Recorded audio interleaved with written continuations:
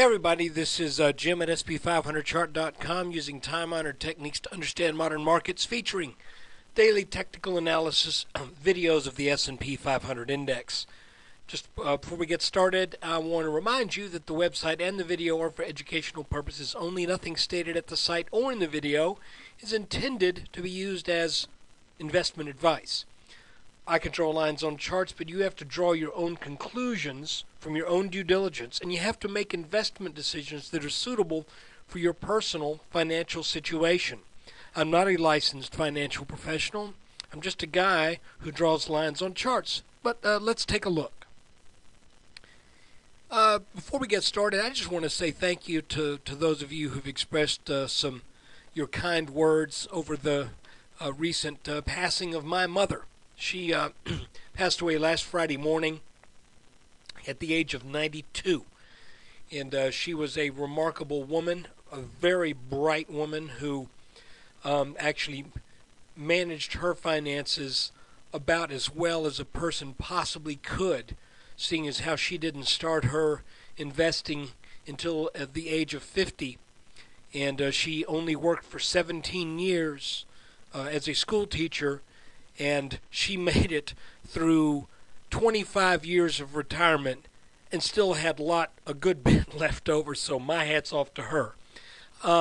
Let's look at the chart. I mentioned last week, just in a text comment, that it looked like the market was probably about ready to start to turn over as we are beginning to take out some short-term trend lines, but we also have some longer-term trends that we're looking at. And the primary thing that I was seeing in making my comment last week was this rising wedge that looks like it really got started on the bottom line back in around the 1st of February. Okay, so we had this resistance line that we can actually extend all the way back to early December across 1, 2, 3, 4, really 5 tops once we adjust that line. And then we kind of had this little wedge that developed sort of near this top line, and that started to develop in February. If we look just at that line, and I'm talking about actually two trend lines right here and right here, they're very similar but slightly different. Then we indeed saw that line break today, and it flirted with it late last week. So we got a down day today. Wasn't down huge, but down I think about 8 or 9 points at one point. And so these lines have been taken out. We now look to these two lines right here as resistance. So if we were to rally back over the next few days, potentially, we would not expect to get over these lines. And we also would not expect to get over this line because this line has already been established as resistance. Now, here's a question I have, and this is an honest question. The market, the S&P, bounced today right around the 1359, just a hair under 1360. Let's call it 1359. And if we take the bottom of the inverse head and shoulders, the extreme low of the head, and then the next low at the right shoulder, and we extend that line on up, lo and behold, that's where this bounced. Okay? But that might create a little run up for a back test of one of these lines, but I really don't expect that line to have much lasting support. And the reason is that the market spent more than 2 months being above that line.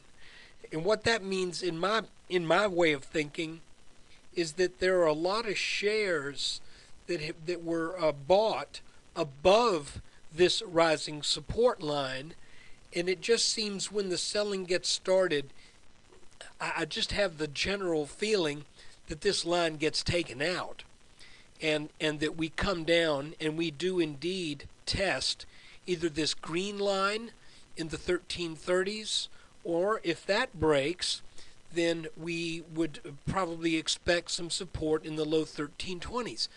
At this point, I'm not of the opinion that this is going to set off a long and protracted downtrend. However, and the reason is because I'm looking at this line right here over the 2007 top and 2011 top. I'm looking at that line being solidly taken out. Now, excuse me. We do have to, if we do get under this line, then we do have to start looking at a possibility of potentially coming down for another test of this rising line, significantly lower than where we are right now. But I would not be concerned about that unless the market sells off and fails to reverse in the low 13, roughly in the 1320s. So that's kind of what I'm seeing right now, based upon the chart. We have turned, as of today, two support lines into resistance by virtue of those lines breaking. Again, right here and here. These are now, and the fact is, because they have a fairly solid and aggressive upward slant, that's really no big deal. The market could still go up big and stay under these lines, okay? But I just think it's interesting. We came right up to that 1378, 1380 level last week, and then the markets sharply reversed, consolidated a little bit, and now, we just have to be on the lookout for these various areas of support.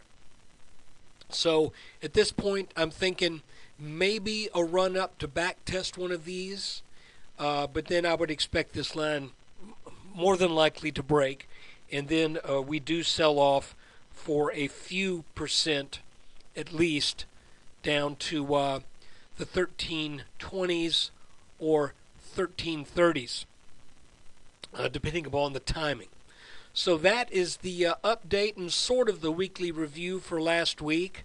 Again, I appreciate those of you who've expressed your condolences, and I also want to appreciate those of you who've just expressed your patience as our family worked its way through the death of my mom. So look, take care, and thank you for watching this video.